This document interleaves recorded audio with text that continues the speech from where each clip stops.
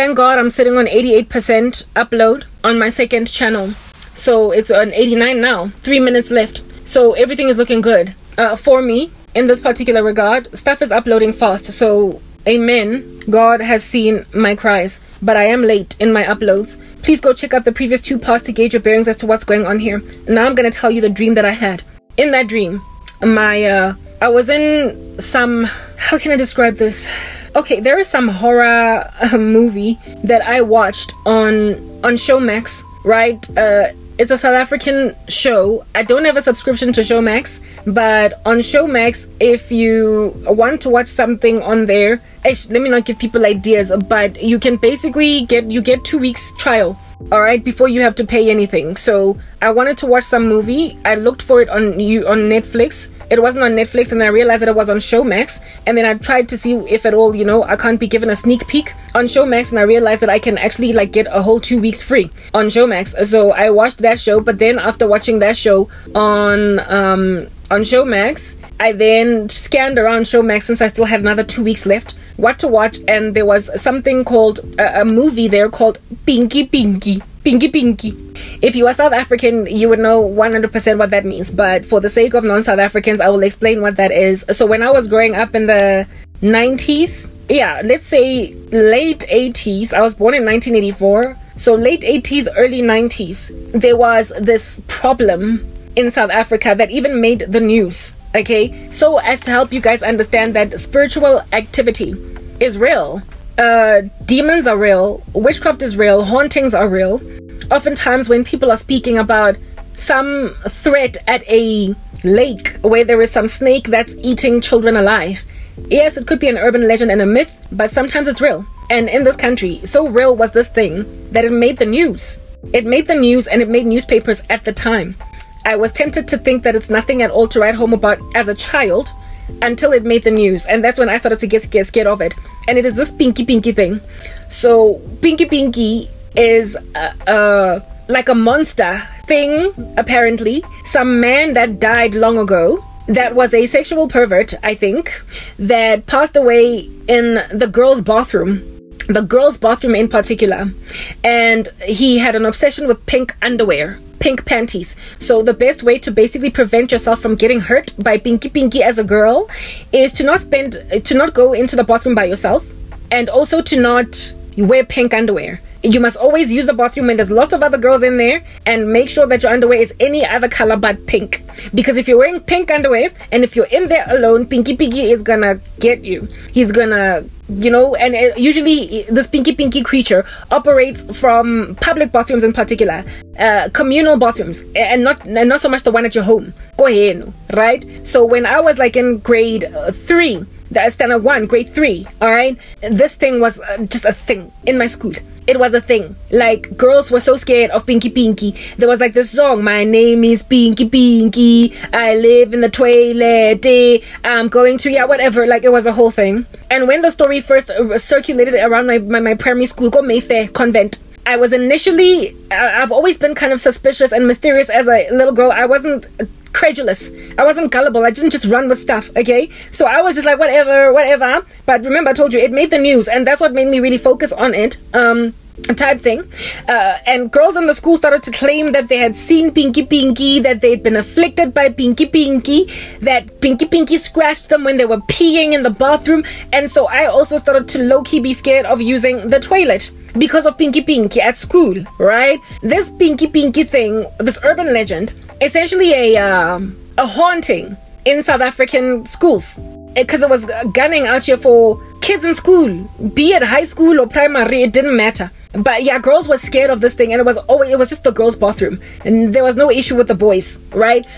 Yeah, so they did a remake of that phenomenon in the 90s, but apparently it started even back in the 80s and 70s, kids who were still in high school and primary school in the 80s and 70s. Apparently it started even back then. but now it was still a thing when I was in primary school, which was in the 90s. Okay, yeah, so they redid this Pinky Pinky thing, and it's now a horror movie on Showmax. And the only reason I clicked on it was because I remembered the name Pinky Pinky. I was like, yo, but it's a movie got Pinky Pinky, right? So Kaka went on right ahead and watched Pinky Pinky. Okay, fine. So Pinky Pinky, the whole premise of the story behind Pinky Pinky is what was covered in that show, right? In that movie, where it is that it was a young girl that, you know, went to a boarding school, and she lost a whole bunch of friends. A whole bunch of students in that boarding school, girls, went missing and they were killed by Pinky Pinky. That's the whole moral of the story.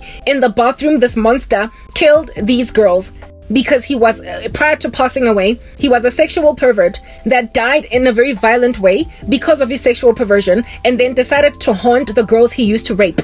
The age group, basically, by killing them as a dead man. It was a real thing. It really did happen in South Africa, and it was so real that it made the national news. Okay, you can go Google it yourself. You thoroughly can go Google it. It was in the Star newspaper. It was on the news, like as in primetime, nighttime news. A haunting of that nature. So come to Africa if you want an ecosystem of people acknowledging that spirits are real. They will even cover these things in official mainstream media news. You cannot deny it. In South Africa right now, there is a show called Expressions that is part of SABC, which is a main news channel in this country, that covered the practice of ukutwala. Right? Ukutwala is like carrying an entity in order to gain yourself wealth and stuff. It got covered by mainstream media. That's how wacko African spirituality is. It makes it onto mainstream media because it's that real to us. It's that much of an issue. Is that, yeah, so dabblers, no one in Africa can claim craziness of a person saying Kiboloyi, goodness, like enough people believe in it for if at all a person raises suspicion about it, for you to not get away with it. So I don't know why people living in Africa allow themselves to turn to darkness, because once you get busted, the villagers with their pitchforks are gonna come out and try to slay you. Yeah, anyway, whatever. So this Pinky Pinky, you've gotten the premise of the story now, right? In my dream, the whole dream was in a setting of that boarding school. The whole dream was in the setting of the boarding school I saw in the movie Pinky Pinky. I had to give you that context. I wasn't trying to confess to anybody that I watched Pinky Pinky, but I had to, because it made it to my dream, right? God was showing me the spiritual climate of the country and the spiritual climate of basically like black people, maybe even not just in the country. My whole dream was in that ecosystem. It was premised in that boarding school. Okay? And I was among the students in this boarding school, and so was my cousin among the students in this boarding school. I saw a whole bunch of other girls in the school that I don't recognize in waking life, but they were all my peers, my classmates. Another person that was in that dream was Kelly Rowland, as in Beyonce's partner in Destiny's Child, etc. Now, let me give you context about Kelly Rowland a little bit in terms of my particular life, right? When we were growing up, my cousin and I, best friends in the family, right? Absolutely tight bosom buddies, went together everywhere. We were birds of a feather. We were inseparable, okay? And we used to be playful. You know how girls, when they've got like a role model or whatever, how it is that they will emulate that role model. When they love a girl band, they will pretend to be this member of the girl band. You will be this person, you will be that person, you will be that person.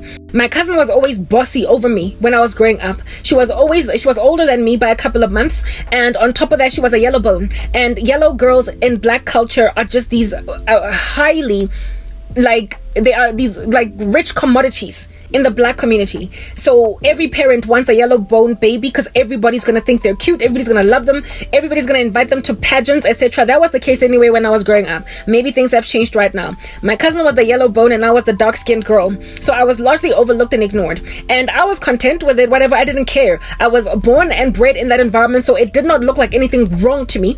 Nothing looked weird to me that I was so overlooked, because for me, apparently that's how life was. I didn't know any better. I did not have time to complain, neither have qualms with being sidelined for my cousin, because I grew up just like that. That was my environment. I was raised essentially to just put her on a pedestal, put her above me type establishment thing. I did not have an issue with it, ever, actually, until she started to envy me because tables turned later on in life, right? Now that you have that context, that's cool. So my cousin was always above me. There was a show in the country called Shell Road to Fame. Shell Road to Fame. You will remember it if you grew up in the 90s or 80s. It was a talent show in South Africa. My cousin and I had aspirations, if our parents would let us, to go to Shell Road to Fame. And when we would go to Shell Road to Fame, we were going to basically emulate a girl band that we respected and adored in these streets. And then Destiny's Child rose up from the woodworks, and they were singing like, bills, bills, bills, can you pay my bills? Destiny's Child was a girl band that was older than us by just a few years. They were older than us by just 3 years. And my cousin and I, when they were first new on the scene, you will remember that Beyonce and Kelly and Latavia, the first Destiny's Child, they in and of themselves were just little girls. They were like 16, 15 when they started Destiny's Child, right? So that means that my cousin and I were like 12, 13. We were super duper little. And Shell Road to Fame around that time was a thing in the country. So when Destiny's Child came on the scene in the 90s, right, we loved them. We absolutely loved them. And then we would audition, practice, using wooden spoons and everything with the other girls in the community that we could find to be Destiny's Child. And because my cousin was the yellow bone that was well revered all over the show, having been invited to like talent shows and not talent shows but beauty pageants to join them because she was this beautiful little yellow bone baby girl, she then automatically became Beyonce. And because I was too icy to my cousin, number two, it was evident, it was clear with the Destiny's Child of back then that Kelly was number two in this whole thing, and then everybody else was just everybody else. Okay, everybody else was just everybody else. So my cousin was Beyonce, I was Kelly, I was always Kelly, and then the other two girls, it would be whoever else was part of the crew, whoever else was happy to come and audition with us, to practice with us. I didn't care, I didn't mind. Beyonce has always been a lead singer, even after Destiny's Child graduated from the former members and they now were giving everybody leads in music. Nonetheless, everybody was always just looking at Beyonce as the lead character. And the thing that put Beyonce on the forefront that way was indeed discrimination. It was clear. It was discrimination because of the fact that the management of the team, the management of the girl band that was Destiny's Child, was Beyonce's parents. It was Beyonce's parents. So nobody could ever shine. Nobody could ever shine above Beyonce. The stakes were always in her favor. And the only person out of all of Destiny's Child that ever accepted that and took it in a stride was always Kelly. She took a lot of rubbish lying down and she allowed Beyonce's dad to make her fade in the background of Beyonce, to a point of basically Kelly still to this day is still in the shadow of Beyonce when she could have been a whole shining thing by herself. Now that is a person embracing a lifetime of being in someone's shadow when you in and of yourself have got so much going for yourself. I remember when Destiny's Child was still around new on the block, we all in the crew of girlfriends thought that Kelly had the best body, that she had the most beautiful legs, right? And however, despite that, somehow Beyonce managed to take over Kelly's body and make herself the body. Beyonce became the body of Destiny's Child when Kelly had by far the best legs in the group. So there were a lot of things that were just kind of not, it was clear that Kelly would have done better if she had just been a solo artist, but that's how she started.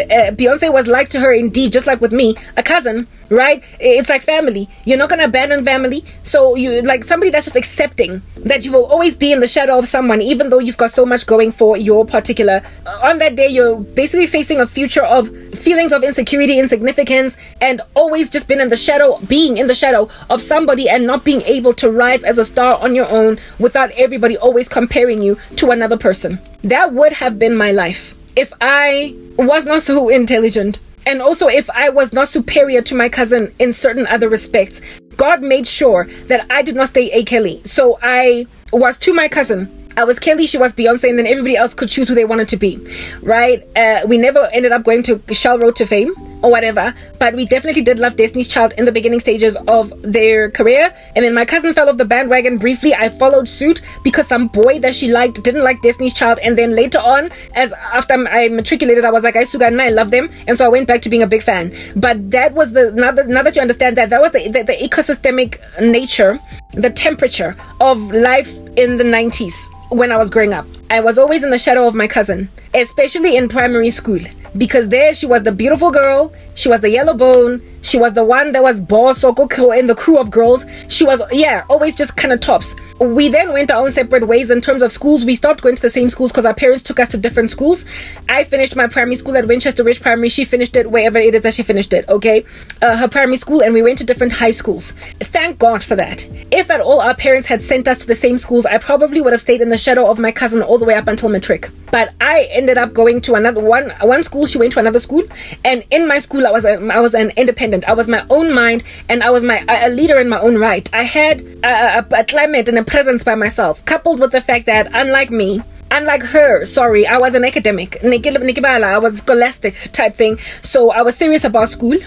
I was serious about things that my cousin just wasn't. I also was a lot slower than her in terms of bufaste, dating and all that jazz. So I was not so all over the show with boys. 1 minute, guys, I need to upload this content and move over to the next.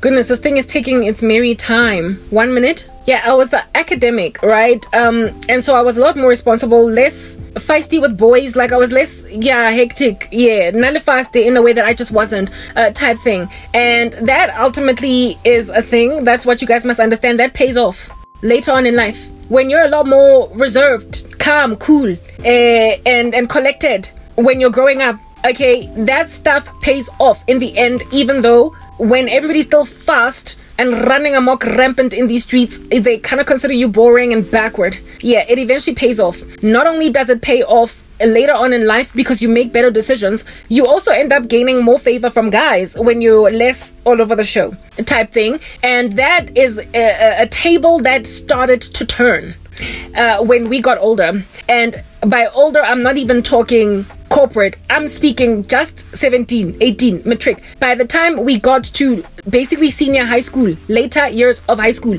my cousin was kind of ipogatetopogile. She had been there and done it, and I was still the virgin-like thing, roaming these streets. And on top of that, I was what do you call this?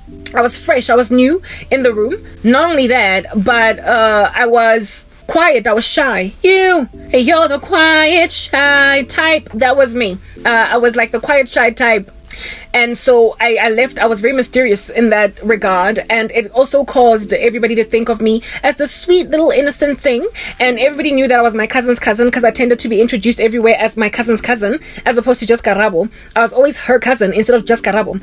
Yeah, but then I started to gain clout on my own. Plus, when I was in high school, like I said, I gained my own clout because I was my own person in high school without her there, because she had her own high school and I had my own. That enabled, the Lord used that to break me away from being in the shadow of my cousin, and to also see the folly of my cousin's ways. One, I was an academic. Like I said, I was a lot more serious about school and whatnot. And when I also noticed that guys liked the fact that I was so reserved, so quiet, so cool, so calm, so collected, and so rarely perused, I also started to have respect for it. I started to have respect for the fact that guys eventually, even though they're hypocrites, respect girls that keep themselves in a bunch. So that gave me clout over my cousin. So tables turned in late high school, and they never stopped turning. They never stopped turning, because once I matriculated, all the decisions I made in earlier years that were better than hers were paying off. I was the one that was studying. I was the one that upon ending up working in corporate, I did really well. I got regarded. I was smart. I had paid attention in class. I had listened in school.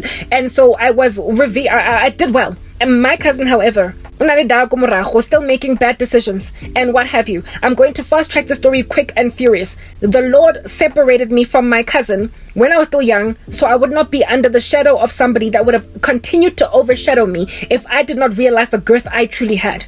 So unlike Kelly Rowland, who stayed in the shadow of Beyonce, the Lord took me from under the shadow of Beyonce until I became mightier than Beyonce. The Beyonce in my particular question, in my particular issue and circumstance, never let go of the fact that she was supposed to be the one everybody was looking at. My cousin remembered her early fame, and me taking her over in a mobora, it never sat well with her. It caused so much jealousy in her that she became competitive in an almost beastly, menacing, homicidal sense.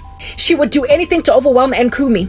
And remember, Beyonce's parents, pretty much set Kelly up for failure and any other member of Destiny's Child to always be in the shadow of Beyonce. They proliferated the agenda of their own child. Unfortunately for me, Beyonce's parents in this particular instance would be my cousin's parents. And he, the dad, was the one given the baton by my grandmother since he was the only boy. After my grandmother passed away, to basically take care of the affairs of the entire family, right? Therefore, all of the little girls and little boys around my uncle, whenever there are things falling apart off the shelves in the family, they always go to him for mediation. He is the patriarchy in the whole family that is holding the crown.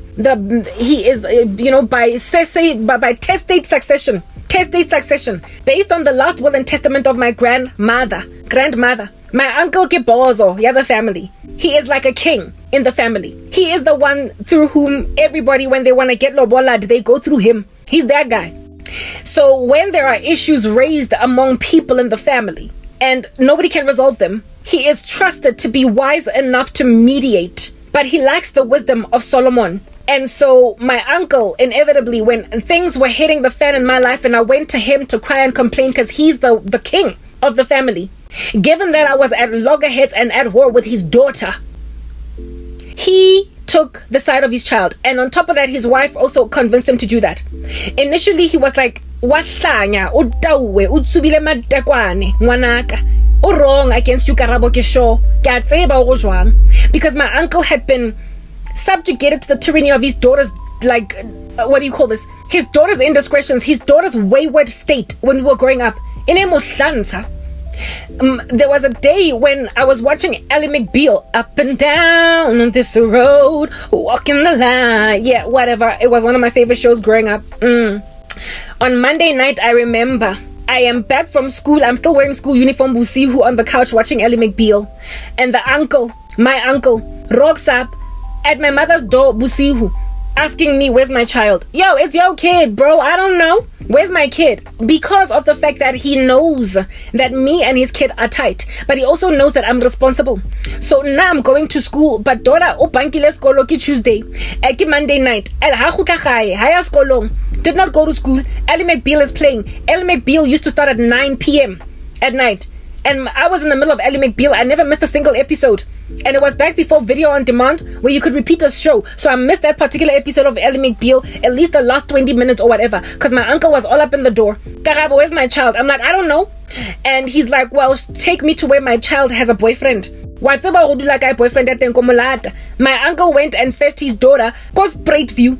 Not Sprite View, did not fetch the daughter at Sprite View, but he made me show him the house where the boyfriend of my cousin lives in Sprite View. He collected me in my school uniform, quiet in my uncle's car as we drove all the way to the east of Johannesburg on a school night. So really, I gotta sleep, uncle, at some point. My uncle alobata his child, because his child did not come home. Knock on the door of the boyfriend. The boyfriend is also scrawny, skinny like me. The two of us are shaking outside, and I'm like, boyfriend, my uncle said that we must come here to get his daughter. I just showed him where you stay, because he insisted that he wants to see where you stay so he can fetch his child. And this boyfriend was like, "I don't know where she's at. I also have not seen her all weekend. I can't get a hold of her." That was my cousin. So basically, my cousin and her boyfriend ended up breaking up because of that whole thing. Due to the fact that the boyfriend was like, on some like, really, where is our child? And so their relationship kind of fizzled away and ended. Because this boyfriend of hers realized that, I'm dating Yoko. I'm dating rubbish. Yeah, so basically the relationship of my cousin and her boyfriend was ended by me giving the dad directions to Ndriako, that guy, go Spirit View. That's the kind of girl that she was. And that is therefore the kind of girl that the dad knew she was. School uniform. Yes, watching Ally McBeal. His own child was not at home. So he knew that I was the more responsible one.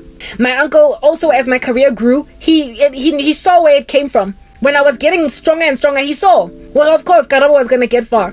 Because na itlhekile ko sekolong. O na le right na bala, na pasa. Mara di cherry wa go etsa home economics le geography. Ana motho tlhaloganyang grade pore the subject set eo etsang for motho. She ended up being the one to do random things later on, disappointing the living daylights out of her parents. It was inevitable. And this thing ate away at this wannabe Beyonce. Like, so much did it eat away at her that she decided that she's going to decimate me. There was a time when she turned her back on me, but I rose again. And now she decided she then learned witchcraft. She taught herself witchcraft. And upon teaching herself witchcraft, then decided that she's finally going to permanently eradicate me, this time around with spirits. And instead of it taking a couple of months for me to bounce back like it did the first time, yeah, this time it's been like almost a decade that I've been buried underground. This woman that has always been untrusted in her ecosystem, nonetheless gained favor from her own dad, her family, just like Beyonce's parents, always taking on Beyonce's career above Kelly at the expense of everybody else. You're all going to be under my child. You're going to be subjugated to the tyranny of my child. You are going to be lowly in comparison to my child. No one will ever compare to my child. So even though all of y'all are going to be Destiny's Child, my child is going to be the boss. That was Beyonce's parents. Very unfortunate. And, you know, Beyonce's parents are so, like, to any other woman in the periphery of Beyonce, that they even went on, Matthew Knowles, went even out of his way to tease and diss a child. Like a Gen Z. Beyonce is an Xennial. She's a millennial / Generation X. And Beyonce's dad went and teased and mocked and made into nothing a Gen Z upcoming artist, only because she was compared to Beyonce. Chloe Bailey, the one all naked all over the show in comparison to her sister Halle. Yeah. Matthew Knowles went and spoke so much smack against Chloe that I was like, it's typical. That's what Beyonce's dad has been doing to other girls around Beyonce, to a point of not even recognizing the inappropriateness of dissing a child that sees his daughter as a role model. She's in no competition for Beyonce. They're in completely different generations. She is on the come up while Beyonce is established in the music industry, and yet Matthew Knowles is still pulling a Latavia like Chloe. Yeah, he is still messing with the futures and careers of other girls in the periphery of Beyonce, setting them up for failure. That's always been the case in the whole Destiny's Child thing. We know that that's what's going on, but because Beyonce is the one that got to rise and be whatever it is that she is, it looks as if though they were just bitter. Abo Latavia, everybody else. You know the song Survivor, I'm a survivor. It is based on the fact that they fell apart out of Destiny's Child, those other crew, and now they look like these losers. Whereas really, truly, Beyonce's dad was what it is that he's always been. Domineering his child, smearing her in everybody's face to a point where everybody else in the room can't breathe. They're suffocating. Because here it is that she's what she is today. But everybody else that was in her shadow basically has just fizzled away. My cousin and her family have made out of just about anything that walks in that ecosystem Beyonce. Do you understand? Out of everybody. To a point where, like, you know, Beyonce, the parents weren't even as focused on who is this girl. I even forgot her name. Beyonce's little sister. Yeah, Solange, yes. Yeah, even Solange's career took a backseat to Beyonce's in the parents' eyes. And that's the same thing that happened with my cousin's little sister. They just focused on this one reprobate. Like, frankly, like, Beyonce was better because she was disciplined. And so the parents, upon pushing her agenda, could trust in the fact that she's going to do a better thing. But my uncle went and invested all of his eggs in the basket of a derelict, miscreant child, at the expense of a second daughter, a baby sister that was more responsible than her own older sister, and yet the dad focused his energies on this girl. So my uncle is literally exactly like Matthew Knowles, the carbon copy of Matthew Knowles, proliferating the agenda of one of your girl children at the expense of the whole planet. The whole freaking earth must just bow down to Beyonce. I don't know what in the world under heaven that eventually does in the heart of siblings. I don't know what that eventually does in the heart of friends. What Kelly is thinking, feeling today. What is going to happen as the years progress and they become old women? Well, is she not sitting where she's sitting saying, I wish I'd never joined Destiny's Child, because then today I'd be an independent woman. I would be independent from being in the shadow of Beyonce. Yes, I've made millions. Yes, I have done successfully well. I'm more wealthy and I'm more successful than most women on the earth. But at the end of the day, I don't have the level of independence that most women on the earth have to be themselves. I'm always just the other member of Destiny's Child. I can't stand that. When time progresses, people get to that point. God saw that I would get there with my cousin. that I would eventually start to feel like, but I'm my own woman. So he separated our parents' decisions for high school, even though we were in the same primary schools initially. And it was there where I did my own independent thing, while and I basically got to grow into being Karabo. And that ate away at her like no man's business. So if Kelly had been allowed to grow up and be Kelly, who knows what under heaven she would be doing today, and how free she would be from the clutch of the chains that she feels for being under Beyonce's shadow. She'd be a completely different woman today. And she would also be regarded and viewed in the ecosystem around her as a completely different woman. If anything, I believe Kelly's ex-husband used to diss and tease her. There's a song that she did of that nature, for being in the shadow of Beyonce, and that she will never compare to Beyonce. Imagine that being you. Kelly would have gone on right ahead to marry a man that would never have seen it necessary to compare her to Beyonce if she had never been part of Destiny's Child. She might not have maybe grown into the musical beast that she became, but she might have lived an independent from Beyonce enough life to be regarded in her own unique light in a way that today she isn't. And my cousin, that was the plan, but it's failing abysmally. She's got an irresponsible father that will stand with her no matter what. And while initially my uncle was like, "Ginyoko, my child, wa bora wa tena," because khalanza bora, khalanza tena. Okay, she's always been irresponsible. My cousin's mother, the mom, went and did what she imagined to be speaking sense into her husband on some, let's say her name is Ruru. Ruru ke ngwana rona. Ruru is our child. Karabo is just a niece. Karabo is a niece. We did love her like a child, but like, really, if we had to choose between Ruru and Karabo, my oh my, like, come on. She's the one that came out of our womb. She's the one that we conceived. And here it is that she's finally getting a life together after living her life as an irresponsible derelict. She had made some pretty horrible decisions for her life up until a certain point, but now look, she's rising. And Karabo was accusing her of witchcraft. Are you seriously going to take Karabo's side and make it look as if the way that our child can succeed is if she waves a magic wand in the sky? Ruru has done something evil to Karabo, it's obvious. Because Karabo's not the kind of person like that. Karabo is not irresponsible. Karabo has never ever worn a derelict disposition.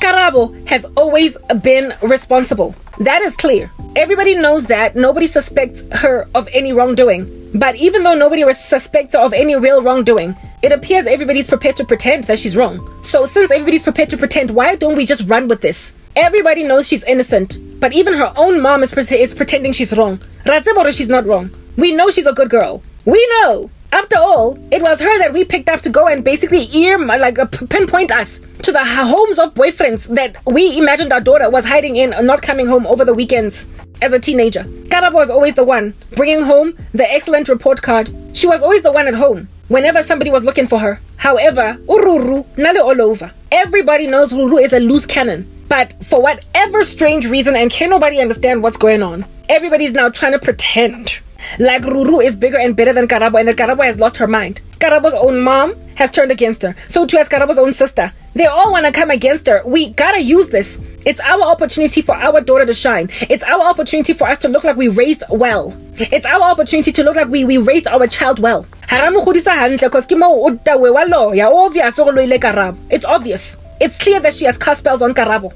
And it's clear that Karabo's mom and sister are being strangely irresponsible towards Karabo. But if you get to look like a shining star when you're not, why in the world would you not do that? Why can't we shine for once for having brought forth children into this world that are geniuses passing in school, that are doing well in corporate? Why should our children always come second and third to everybody else? No. This is our chance. My aunt spoke what she imagines to be sense into my uncle. She told my uncle, you're not going to intervene as an egalitarian intervener. You're not going to be fair. You've been given the baton to run the affairs of the family as king because you're the only son. But you're going to be irresponsible with this decision because this is our child. So there was no fairness. And that's where Matthew Knowles essentially rose up from the spirit of my uncle as my uncle's alter ego, going on right ahead to build up Beyonce's career at the expense of Kelly Rowland. My uncle was like, Karabo is a genius. I see why under heaven it is that she's doing so well in corporate. But I am, after all, Matthew Knowles. And my daughter is Beyonce, not Kelly. I'm not about to let the world praise some other person's child at the expense of my own. That was my uncle's decision. So he allowed me to get thrown around like a dust mite, like rubbish rolling around in Jeffela on the floor unloved. He watched my mom act a fool and did not intervene appropriately. My grandmother would be tossing in his grave. My uncle initially started out rebuking my mom for treating me strangely. That was my uncle at first. And then one day he just decided that, you know what, we're gonna keep quiet. And it had nothing to do with protecting his sister, my mom. It had everything to do with him protecting his legacy, his children, the kids of which needed a freaking occult boost in order to look good. So my uncle squandered my mom's entire inheritance. This afternoon, I overheard my mom talking to somebody on the phone, talking about how she's the age of a grandmother, but she's not a grandmother. All I could think about was, silly woman, you did that to yourself. Because by now, I would have given you something like 7 grandchildren, but you saw it fit to bury me in a hole. So now you're the only one out of all of your siblings. You're the only one that doesn't have any grandchildren. You did it to yourself. All of these grievances that I have in my heart, all I can do is just, whisper them to heaven. So the representation of Kelly Rowland in my dream has that context to it. So I've explained to you the context of Pinky Pinky, the haunting of South African girls' bathrooms in the 70s, 80s, 90s. And I've also explained to you why Kelly Rowland was in my dream. Kelly Rowland represented me because I am apparently, allegedly, a successful Kelly Rowland. Except, how naive are you? Nobody is thinking of me right now as in the shadow of my cousin. There is not a single sober soul in this mind that is thinking honestly to themselves, imaginative that my cousin is actually truly intelligent. She is like an AI bot. There had to be some kind of manipulation by human beings to make it appear more intelligent than actual human beings. And she is an AI bot that is attempting to reach singularity, but I belong to a God that has created me and is intelligent and will refuse for her to reach singularity to a point where she will be believable as my freaking replacement. It'll never happen. It'll never happen. There's nobody in these streets that thinks my cousin is smarter than me, wiser than me. Nobody in these streets is imaginative of me being less successful than my cousin. Everybody is aware, with every bone in their body, that iya tagata D1, because there is no way that you can go from being some deadbeat baby mama living at the back of your boyfriend's parents' house, having given birth to a child when you're 7, so irresponsibly putting a child through all that nonsense, to all of a sudden more successful than your obviously once upon a time thriving cousin that miraculously at the same time that you rose also crashed and burned. You look like a witch. Is that basic? She looks like Sasha Fierce is operating now. Forget about Beyonce. Some alter ego demon is in operation, but I told you, the world hates disciples in my previous part. They act anomalously around a Christian. They will mistreat a believer, then go home and feel guilty. They will cause a Christian to go to prison. They will do strange things, being agents in the matrix against an individual. And once the entities leave their bodies that made them agents against Neo, they will then be like, but why did I treat Karabo like that? The devil spearheaded a whole bunch of people around my life at the same time to just turn their backs on me. And now today they all just look like a bunch of rubbishers. They now today all look like a bunch of miscreants, marauders. They now today just look like a bunch of gratuitously violent people against what is obviously an innocent woman. My innocence is stark, and it is clear before all. Sadly, however, I've got so many people that walked around as agents in the Matrix that in order for them to stay looking normal, they gotta stay with the narrative and the agenda, even though I am obviously innocent. Why? Because they were made dumb by entities that hypnotized them into hurting me. And if at all they confess what's truly going on over here, they stand to be made culpable for certain crimes they committed. They stand to be accomplices to murders. They stand to be accessories to crimes because they acted a fool at a pride event and went home and felt guilty for causing the arrest of the innocent evangelist preacher at the event. People acted strangely around me when I got saved. And they all abandoned me and scattered around me, many of whom also cast spells on me. And their mistreatment, beleaguering me, as innocent as I am, as gratuitous as they were, as unwarranted as they were, is causing them to stand with narratives that don't make sense, making people that are obviously guilty, they're obviously witches, look better than they truly are. So I'm not really a Kelly. No. I am like a person that broke away from Destiny's Child early enough to have my own individual life where people are looking at me as my own individual person. But somehow Beyonce went and dragged me from the past and tried to make it look as if though I've been an umbrella and you've been under me. And I am the wind beneath your wings. I am the shade and in the sun that you're being scorched by. When she has rather taken over a woman's entire life, made her live in the shadows, because her dad enabled it. Her dad enabled it. He was not fair. My cousin's dad enabled my cousin to get away with murder. She should be wearing orange kotanyani, a spiritual one right now. She should still be hovering around below sea level, ground zero, in comparison to me. If anything, she's still doing that. I'm the thing here that's arrived. Go obvious. But it's quiet because everybody's a witch out here in these streets. My YouTube channel is severely shadow banned because remember, everybody is a strange little agent in the Matrix. YouTube itself is made up of a whole bunch of agents in the Matrix that are just shooting down a woman from South Africa that they just felt, let's shadow ban her till kingdom come. Let's hide her. Let's bury her like proper. Shigeon, Shigeon. She will keep on cackling on a rooftop singing like a canary, but ain't nobody gonna listen to her. Strange, aberrant behavior against an innocent woman, making guilty randos look really good. The Bible has this to say about such activity of this nature. Hear me out. The Lord cannot stand unequal scales, so injustice, and he hates the condemnation of the righteous with the acquittal of the wicked. The Lord cannot stand, he hates the condemnation of the righteous and the acquittal of the wicked. My cousin is the wicked that's been acquitted, and I am the righteous that has been condemned. He said, I will not be condemned when brought to trial. So essentially, if Psalm 37 is true of my life, it's only a matter of time before this charlatan called my cousin gets brought out gango lidi washing as what she is. She put herself in a position to be severely disgraced because she dared imagine herself the Beyonce to my Kelly. In my dream, Kelly Rowland was there. Now that you have that context, let me tell you the dream.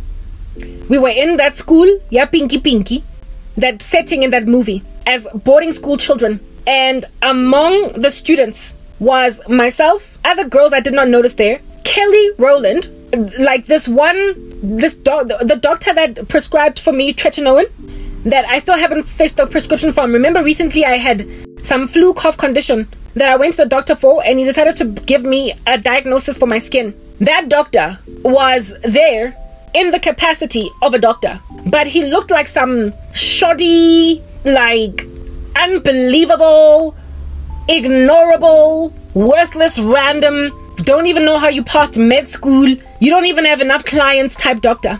When frankly in my eyes he is a very excellent man, and he was subjugated to the tyranny of having above him as a colleague that nonetheless is facing the promotion instead of him as a doctor.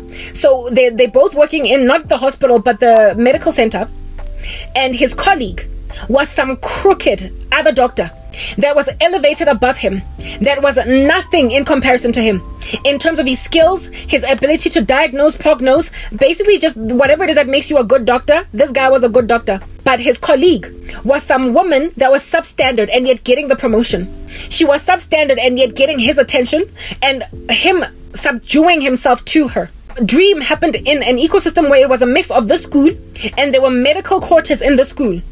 And the medical quarters, the doctors in charge, not in charge, but on duty, were the doctor who helped me along with my skin, alongside another doctor woman that I did not recognize, but who was boss over him, but who was also crooked. And yeah, anyway, whatever. So the dream commences with me sitting in a bedroom. Like, you know, in boarding schools, you've got these beds all over, say 10 in one communal living arrangement. And sometimes the girls, before it's lights out, would gather in like the center, and they would play with each other's hair, plait each other, comb one another's hair. In this dream, I was sitting in this communal space while all the girls were talking, chatting. Then all of a sudden, Kelly Rowland appeared among them, and all the girls were like, "Ooh, Kelly, hi!" And they were combing her hair, and they basically revered her. They really loved her. And then I looked back and I was like, "Oh, are you Kelly Rowland?" And then she's like, "Yeah." And then I was like, "Oh my goodness." I then went on right ahead to act like, yeah, okay, so Kelly Rowland is sitting among us. It ain't much. It was the Kelly Rowland that we understand as Kelly Rowland today. In other words, she's a celebrity. Like, sit around Kelly and be like, "Oh, okay, you're Kelly." But I did that in my dream. First I was like starstruck, and I was like, "Oh, are you Kelly? Is this Kelly?" And then she was like, "Yes." And everybody was like, "Yeah, it's Kelly." And they were combing her hair, like the way that you would play with a doll or somebody that you really just kind of like look up to. But I greeted her.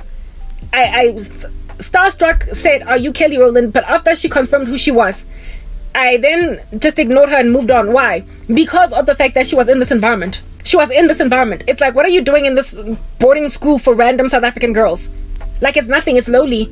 There's nothing to write home about this situation. So just based on where Kelly Rowland was, I decided that I'm not going to be too much of a fan. I decided that I'm not going to blow her head up, because I thoroughly imagined her to be on the same level as me. I was like, if she's here, then she's just as good as me. So I underestimated what Kelly was.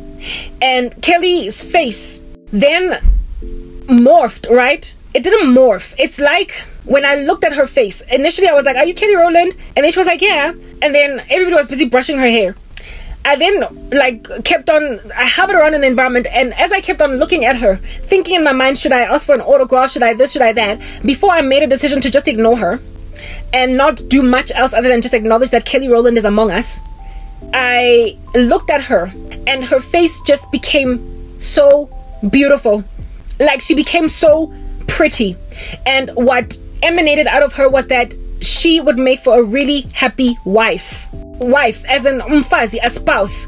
That she would make for a really happy spouse. Like, any man marry her would treat her like a queen, because she's so amazing and she's so pretty.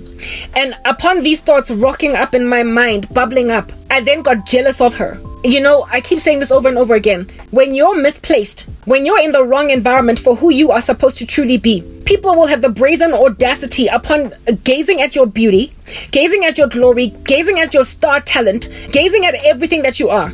They will look at it like you're just one of them, and they will then compete with you. They will not recognize the potential of what you could be, and so therefore respect the giftedness that you have as excellent above theirs. And so they will compete with you like the way that you would grovel and compete in a cockpit with girls that are your peers in your high school. The moment Beyonce got out from regular high school, or Kelly got out from regular high school, they became elevated and pedestaled to a point where people in that same peer group would not anymore be so dumb as to covet or envy them, but rather look at them as role models or as somebody that is just far loftier than me, because they finally broke into an environment that their talent mapped against. But when you are a talented, gifted person that stays in the grain of lowliness, wherever you're at, if you never break through, if you never break past your little village, you will be envied by the village girls for your excellent talent that ought not be in the village. You will therefore be mistreated out of envy by these village girls since you're still in the village. And I had a village mentality in my dream, where I was treating Kelly Rowland like a village girl. And so I was like, whatever, she's nothing. I knew what she could be. I knew how amazing she was. But because she was among me in the village, in this little school, I was not about to go and compliment her. I was not about to go and ask for her autograph. Come on, she's one of us. I was not about to toot her horn. That was my thought in my dream. So I moved away from Kelly Rowland, and then I happened upon, as soon as I left that room, where I left Kelly Rowland without praising her, I then was in the doctor's rooms. Doctor's rooms, I don't even know why it moved into that. And I found the doctor that I consider to be very excellent. One of the best I've ever been consulted by. Groveling and begging at the feet of a colleague that was far more substandard to him. And this colleague of this doctor was so bossy towards me and this doctor that I ended up keeping quiet, even though I was very talkative in my dream, because I was scared of her. She, however, was substandard in comparison to this doctor, but I ended up disrespecting low-key this doctor in favor of her, purely because she had been given elevation above him in this unfair ecosystem. The dream then progressed to where me and the girls were somewhere hanging out together, and one of the girls broke away because her brothers came to pick her up in some old school Toyota Corolla. It was like, maybe, you know, like in boarding school, sometimes on weekends you get picked up to go home. This girl got picked up. Her brothers were waiting for her outside. Her name was Khotatso.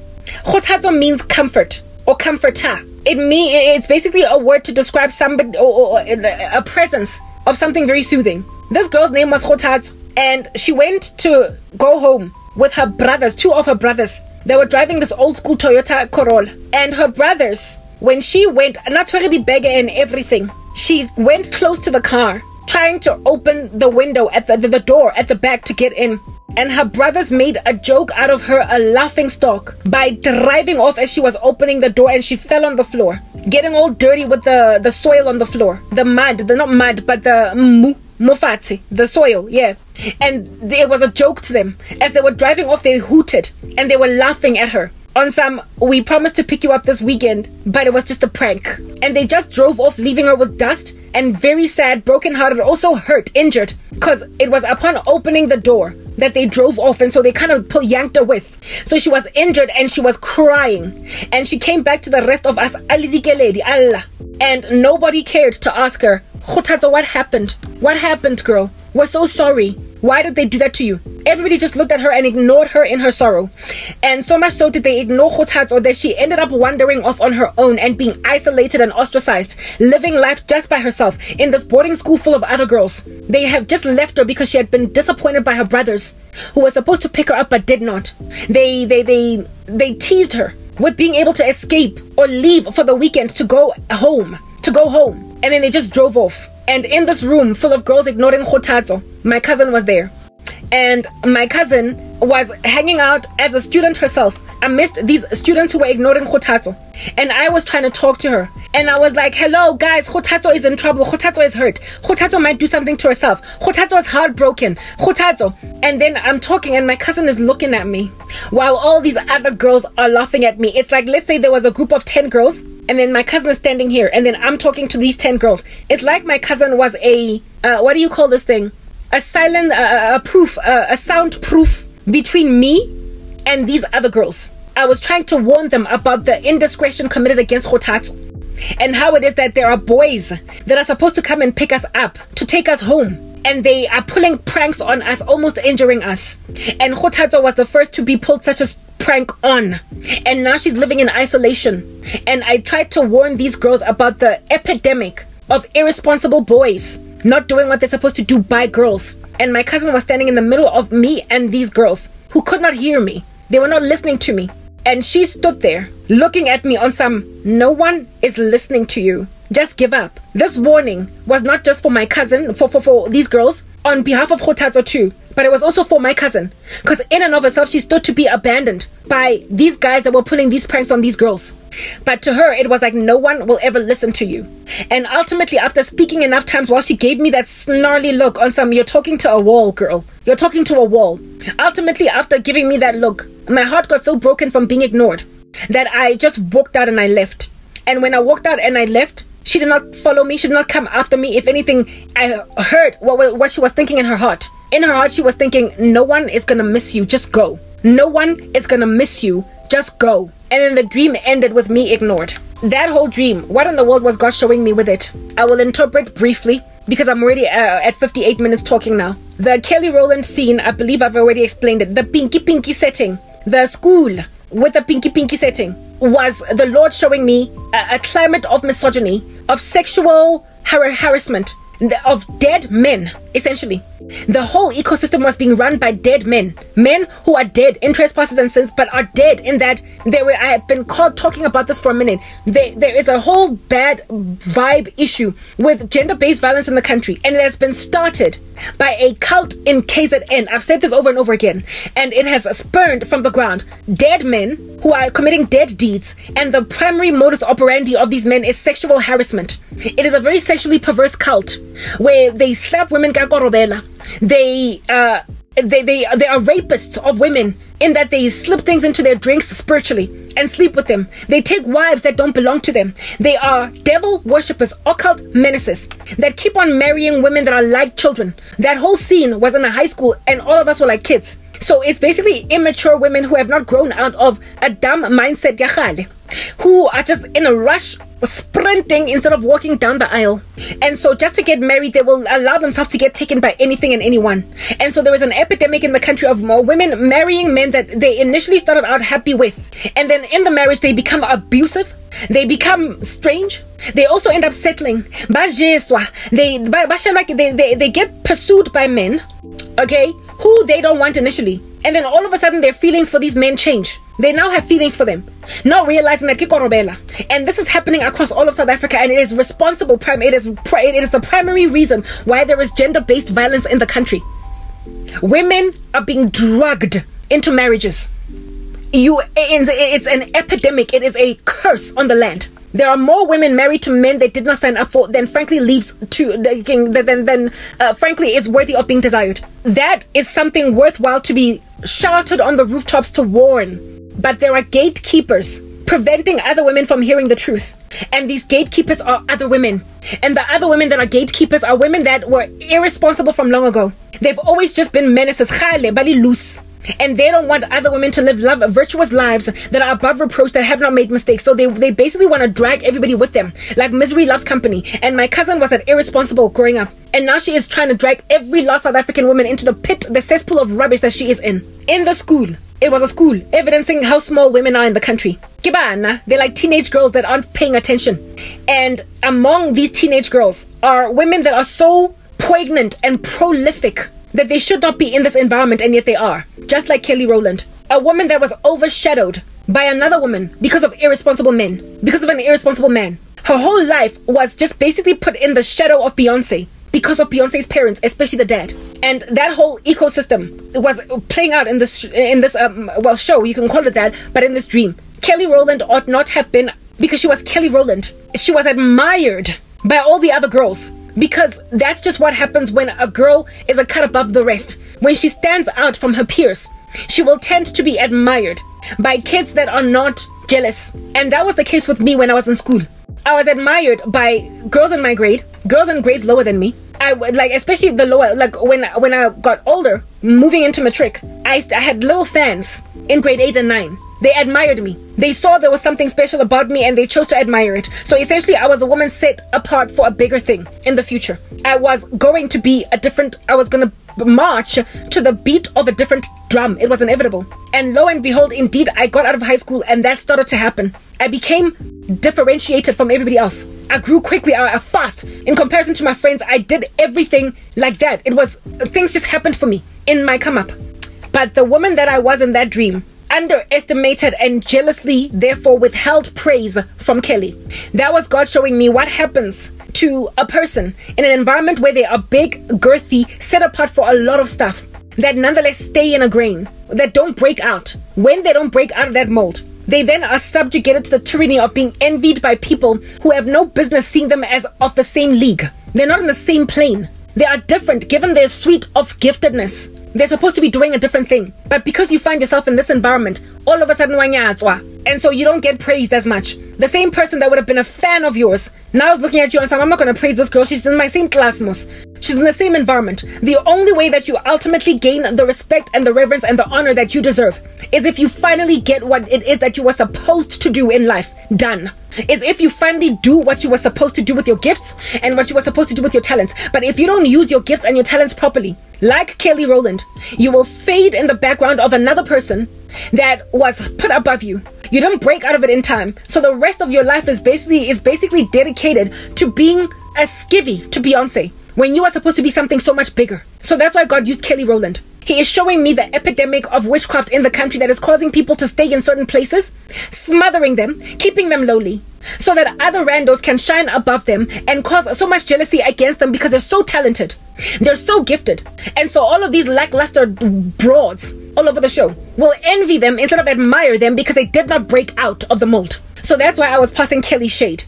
And also, if as a woman, you don't get out of a particular mold, you will never be truly loved by your husband. You will never have a man rock up in your ecosystem basically thinking, oh my goodness, this at last is bone of my bone, flesh of my flesh. This man will not be able to recognize the valuable woman that you are. So like Kelly Rowland, you're going to have a husband comparing you to Beyonce. You got to break out of the mold. You got to snatch yourself from underneath the bosom of some heavy-handed random woman that is trying to keep you down, because as you get older, it becomes clear that you were the one that was more gifted. As my cousin and I got older, it became clear over time that that was holding all the girth, even though I was ignored as a child, like a little duckling, ugly duckling that becomes a swan later on. But unfortunately, when people find this out, they then go and they use witchcraft to keep a person down so they can always be the thing that shines. And that's what my cousin did. She hooked up witchcraft and messed up with my entire life and my entire future, and tried to convince the world that I've always been Beyonce. I've always been the big one. I've always been number one. And Karabo will always be my skivvy. She will always be something substandard. Except I never did any of the random dumb stuff that she hoped I would do. I didn't go and have a baby because na medical aid. I did not go and marry some random dude or loyang. I did not ABCD, etc. I'm still waiting on God, and that is irritating her. So now the next mission is to cause me to get ignored by everybody. She's casting spells, hoping that no one will listen to me. Why? Because she's kept me so lowly. Or at least she thinks she's done that. This is God's work, all of it. But keeping me so lowly that even though I have a very important message to give, I'm being ignored by everybody. Nobody's listening to me until I give up. In the dream, a good doctor serving and was at the beck and call of a bad doctor. That was God showing me that true Christians are serving and are at the mercy. False believers, lukewarmers, they're running churches. The Bible calls Jesus a heavenly physician. And so if we as his disciples emulate him, we're like his residents in a hospital where we are patching people up in a triage or whatever. So we are also like little mini doctors healing people. And there was a very excellent doctor that was subjugated to the tyranny of some bad witchy woman that was lording it over everybody with an iron fist, even though she was substandard in comparison to that doctor. There is an epidemic currently, an issue in South Africa and maybe in the world at large, of false Christians, people who are into witchcraft, fornication. They're flaccid, they're fluffy, they're fallen. Their doctrine is also messed up. They are talking rubbish at the pulpit, but how they've got so many people listening to them. They've got audiences for days. But that's just Bible prophecy being fulfilled. That in the last days, people will not endure sound doctrine, and so having itching ears, they will gather for themselves a great deal of teachers, sending them aside to myths. They will gather for themselves a great number of teachers, teaching them what the itching ears want to hear. So of course, good doctors will be passed up. True Christians will be passed up in favor of falsehood all over the show.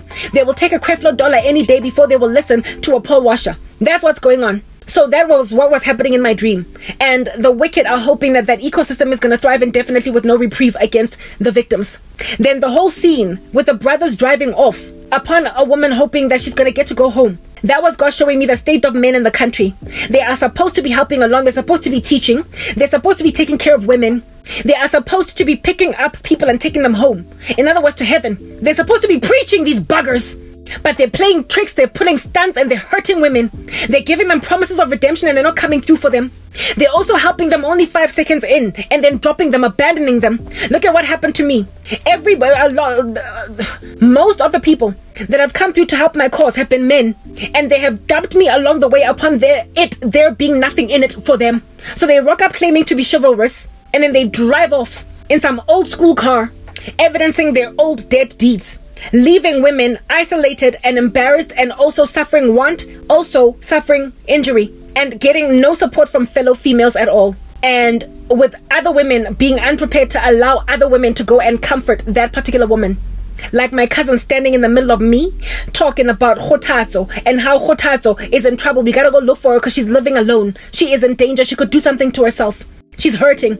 Women are leaving other women alone after men have laid them waste, making a joke out of them, promising that I'm gonna save you, I'm gonna help you get your life back together. And as soon as it appears there is nothing in it for them, driving off while this woman is about to open a door so she can go home. They're pulling tricks on women. And this woman's name that was facing death because of depression, her name was Khotatso, or comfort. Essentially, she is a woman that was in a position to give comfort to nations, to many, but she's facing death. And that is exactly what's going on with me. I'm like Khotatso, able to give people comfort, lead them to the Lord. And yet I am living in isolation, ostracized, absolutely persecuted because of evil men that left me wanting, evil men that left me stranded, that helped me for 5 seconds, claiming to pick me up, and then driving off, making out of me a joke. While other women laugh at me, and evil women, Jezebels, are standing in the middle of me talking to other women so they can be sober. And what this is causing is big women that should be where they are at as role models are being now looked at as one of us, since you're still trapped in the village, and then being subjugated to the tyranny of jealousy by women who are substandard in comparison to them, don't have as much talent. But because you're in my ecosystem, and I'm not even going to praise you. While heavenly physicians that God has given a baton to heal wounds of many are being overlooked for false shepherds. That's what that dream was. So when I woke up from that nightmare, with my cousin being that chock-up block in front of me and those 2 other men driving off, that's when I realized that my YouTube channel struggling to go anywhere and me being unable to upload my content was because of the wickedness in this nightmare. It's the witchcraft in this nightmare. There was an attempt to brittle goodness in favor of evil and elevate wicked people against the better judgment of the godly, to keep truly good people, while some filthy little random like my cousin respected, heralded, rewarded, while some fake doctor overwhelms the real deal. And that's apparently a world that these wicked men and women imagine God is going to just let run a mock and Jeffela doing its thing into the sunset. Good is called evil and evil is called good. The world is upside down, Ngamhlanje. You're bewitching YouTube channels, making sure that they don't get anywhere. Well, herein lies the end result of that. This whole ecosystem was in a pinky setting, evidencing that there is an evil, wicked fallenness by our men, that because of their sexual perversion against women,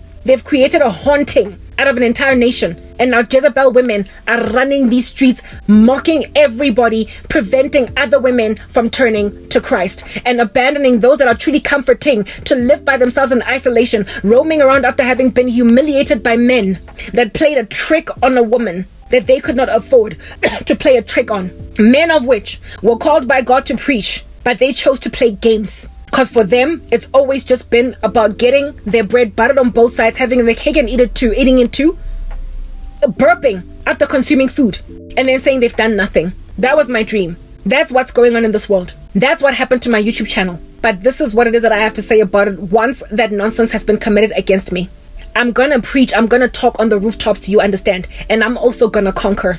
The fact that you have to get 3 different devil worshippers to cast one spell on me, the same spell on me, just to get my YouTube channel to freeze, and even then just a couple of hours of prayer sets it free, evidences that you're scared of me. So be afraid, be very afraid, because indeed you ought be, because I belong to the one true God who you ought fear, and I'm seated in heavenly places with him, and you ought fear him so much that you would abandon your filthy deeds of darkness. And you also ought fear him because he exposes them to me, to a point where I will rap on about that for a minute in my ministry. I'm not going anywhere, and even if I might upload 8 hours late, bottom line is I will continue to upload, and I will continue to work daily, and if I must upload 2 batches of work per day, I will do that. And as for you, cousin,